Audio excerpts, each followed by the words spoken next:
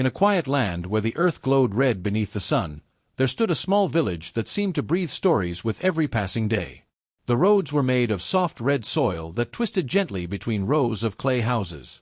When the wind blew across the village, it lifted the dust into the air like whispers traveling from one home to another. Children ran along the paths with bare feet, their laughter rising into the sky, while elders sat beneath wide trees, watching the village life move like a slow river. At the very center of this village stood the market. The market was alive from the moment the sun climbed over the hills. Women spread colorful cloths across wooden tables and placed baskets filled with tomatoes, peppers, cassava, and fresh greens. The air smelled of roasted corn and spices. Goats wandered lazily between stalls while traders called out their prices. But the market was more than a place to trade food. It was the place where every story in the village eventually arrived. If someone quarreled with their neighbor, the market heard about it. If someone returned from a distant city with new clothes and heavy pockets, the market celebrated it. If a secret lived in the village, the red dust would carry it until the market knew. An old elder who often sat near the well liked to say, "The red dust has ears. Every footstep tells a story." And in this village, people believed that a person's story could be measured by what they owned. When someone returned from the city wearing bright clothes and shiny shoes, people gathered quickly. "Look at him," someone would whisper. "The city has treated him well." Another voice might say, "You see that watch on his wrist? That is the sign of success." The more wealth a person showed, the more respect they seemed to receive. Fine clothes meant you had risen. A loud story about business in the city meant you had achieved something great. And the villagers listened carefully to those stories, because many of them secretly dreamed of the same escape from poverty. But among all the children growing up in that village was a boy whose story looked very different. His name was Kofi.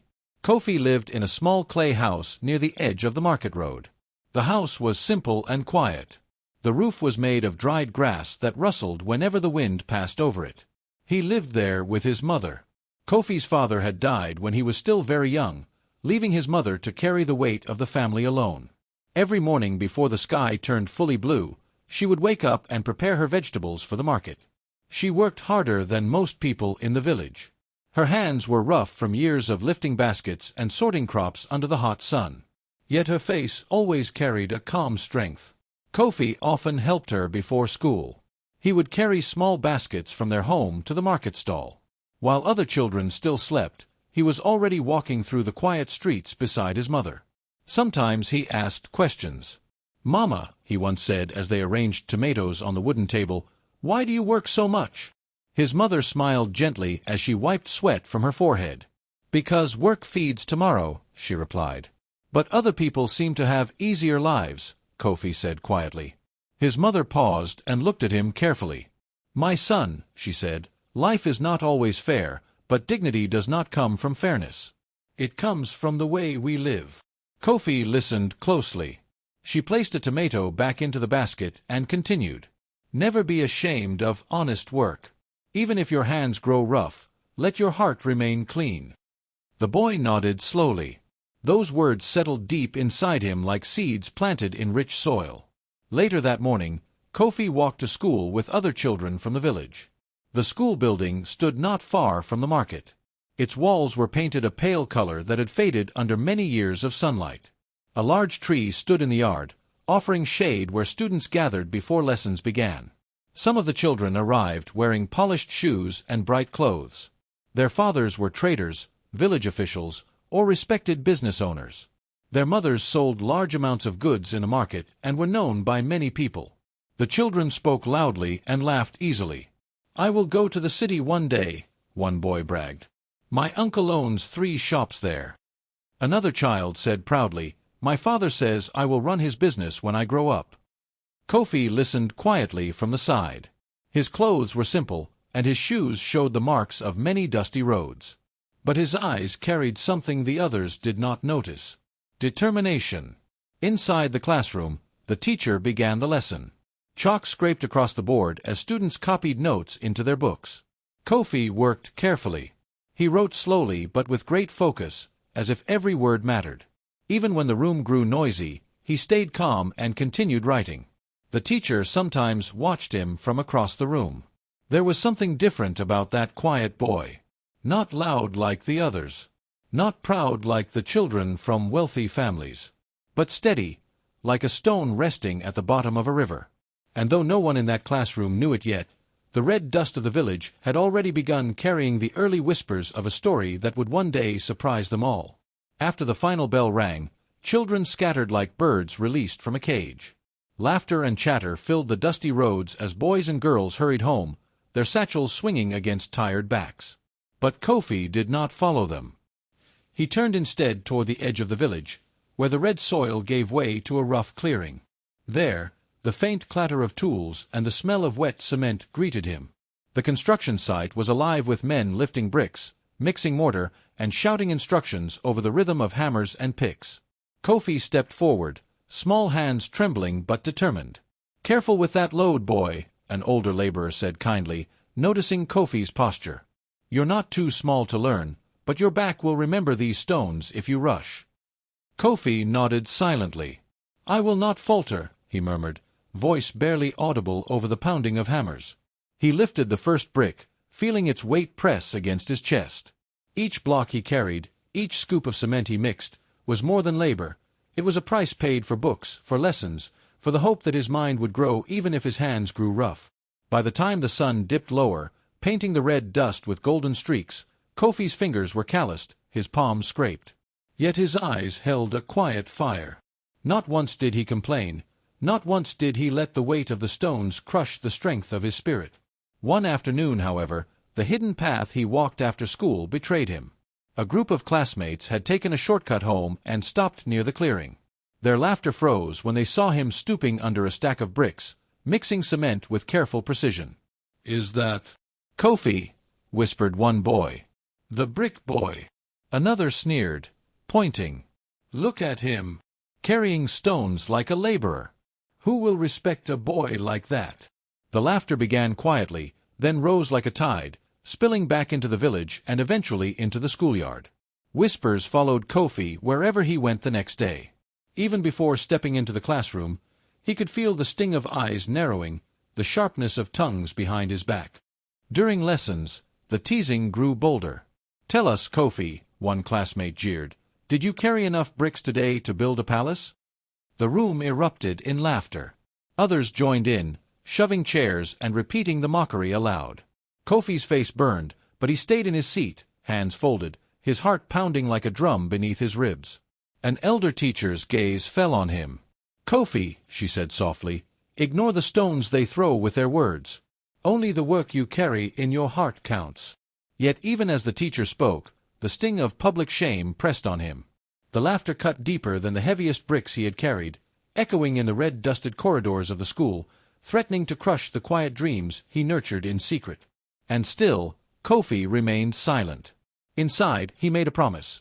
One day, the weight of mockery would not break him, and the hands that carried stones would build more than walls. They would build respect, honor, and a story that no laughter could erase. The children's laughter cut through the dusty classroom like jagged stones. "You will never rise above this, Kofi," one boy sneered, pointing to his rough, cement-stained hands.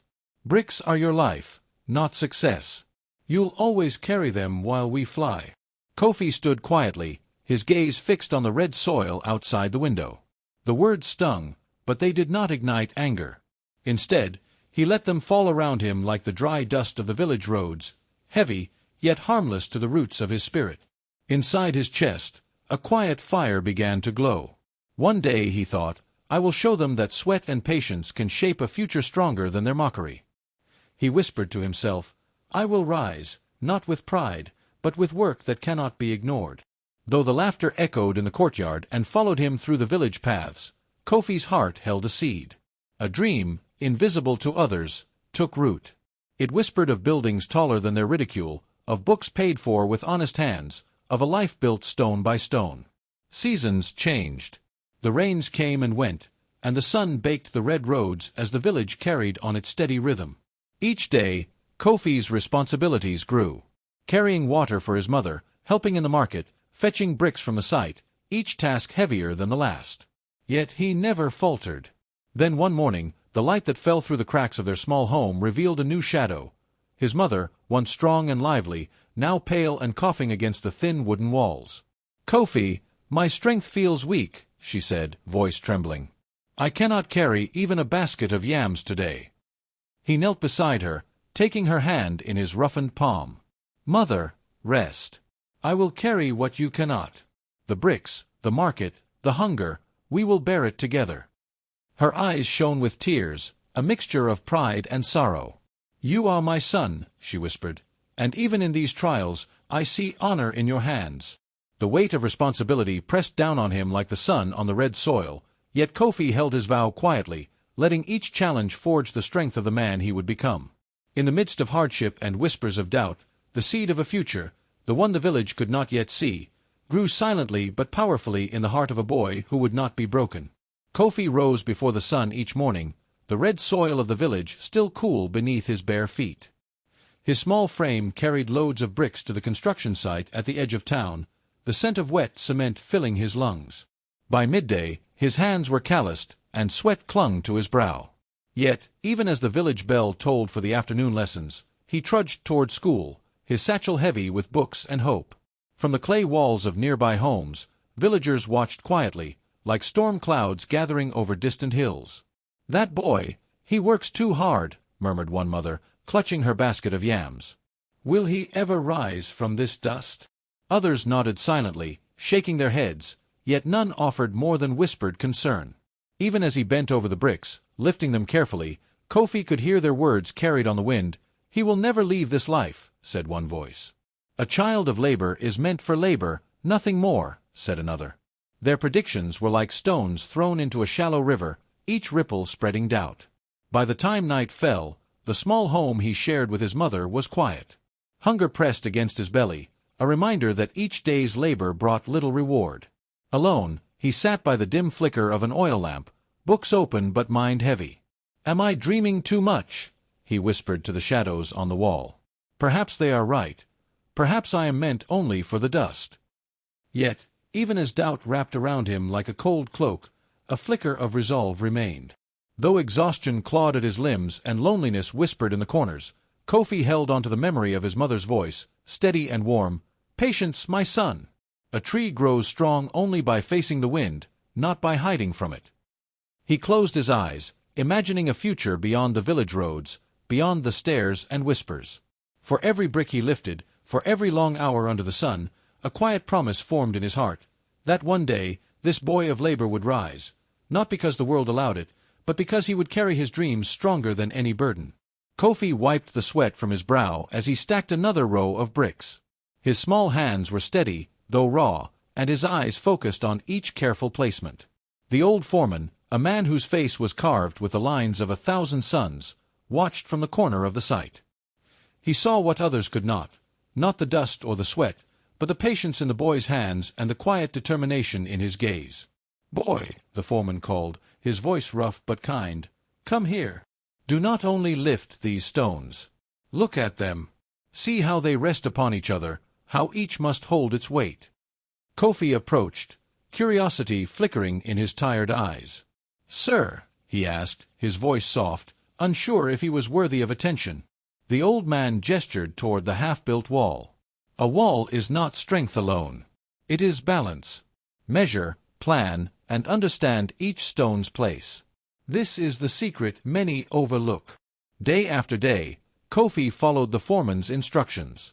He learned to measure walls, to mix cement with precision, to understand how a foundation could bear the weight of generations. With each lesson, his hands became not just tools of labor, but instruments of knowledge. "Do you see, boy?" the foreman said one afternoon, squinting at the sun as it dipped low over the village roofs. "A house, a school, a bridge. All begin with care and understanding. Labor alone does not build greatness." Kofi's eyes widened. For the first time, the dust beneath his feet and the weight in his arms felt like stepping stones to something larger. I want to build," he whispered. "Not just carry bricks. I want to make something that lasts."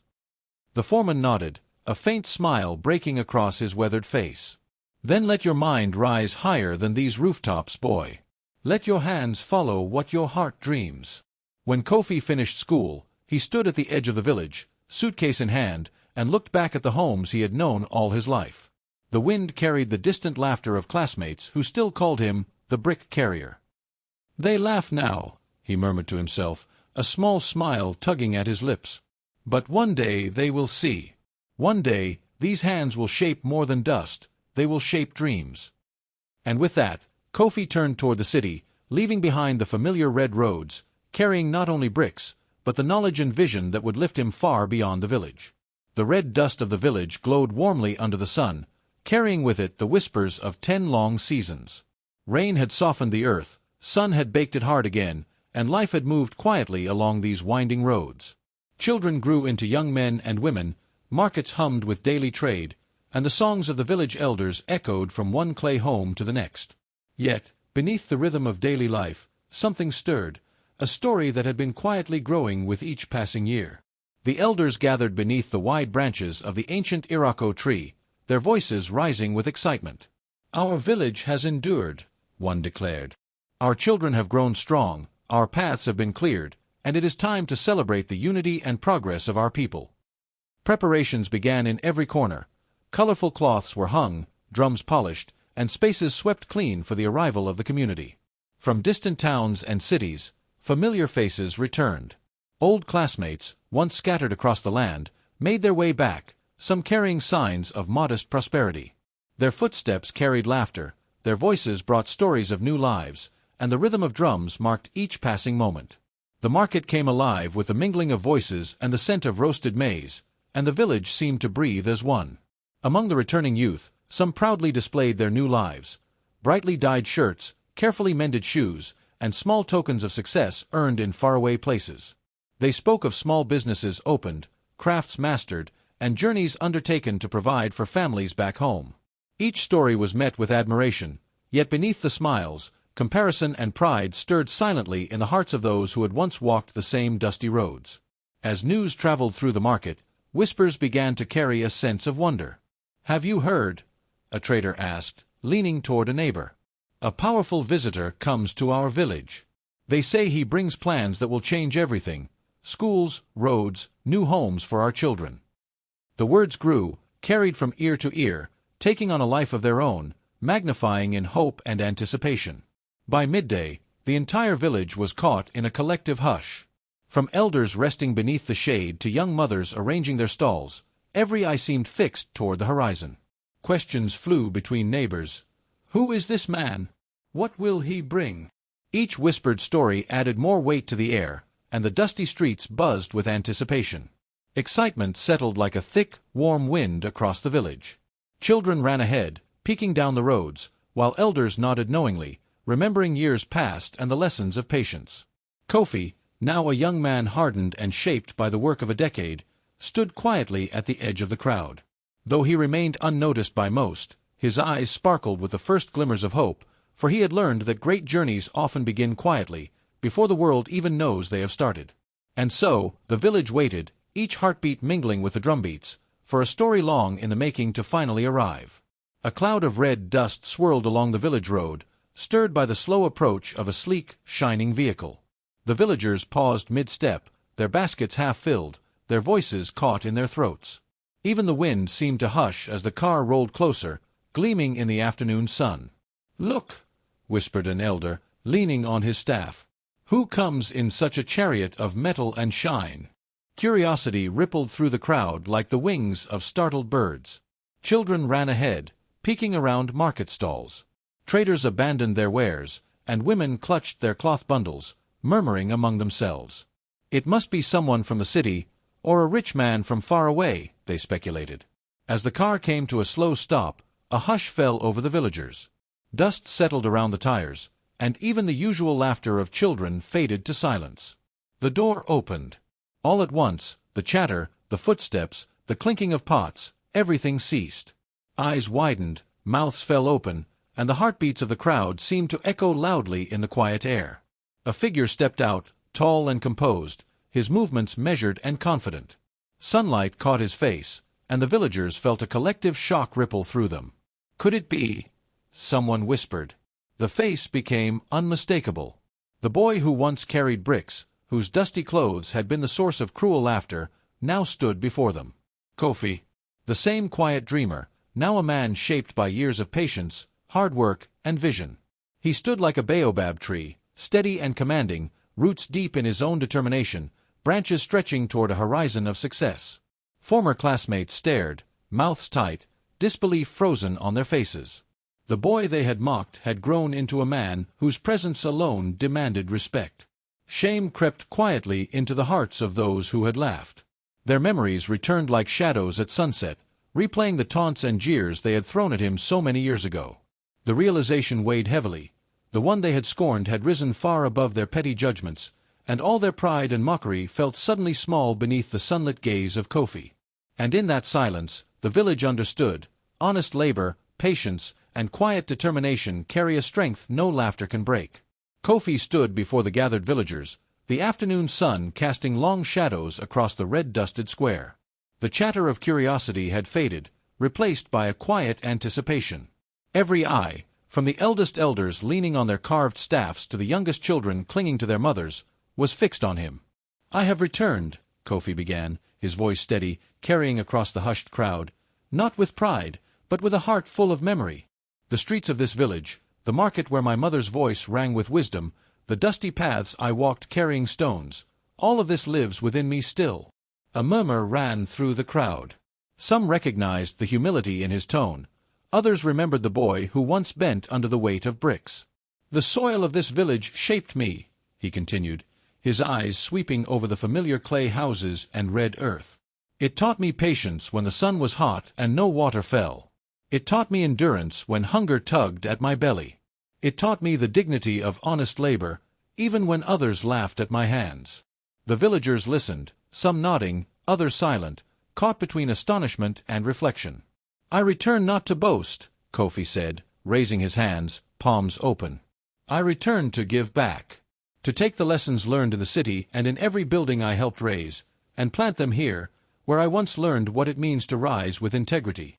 He unrolled a map of the village square on a rough wooden table, pointing to areas marked for new construction. "Here, we will build a school, where children can learn without fear or hunger. These roads will carry our people safely to the market and to home. And these homes, stronger, safer, built with care, will shelter families from storms, as my mother's hands once sheltered me from hardship." The crowd stirred. The same labor that had once brought ridicule, the mixing of cement, the carrying of bricks, the endless toil under the sun, was now spoken of with reverence. Laughter had turned to admiration, and the sound of pride in honest work filled the air. Those former classmates who had jeered at his dusty clothes and weary hands now shifted uncomfortably. The memory of their mockery weighed heavy in their chests. Faces that once sneered now lowered, and whispered apologies passed between them like shadows moving in the late afternoon. Kofi paused, letting the moment sink into the hearts of all present. "The work that brought me shame once," he said softly, "now brings honor, not just to me, but to all of us.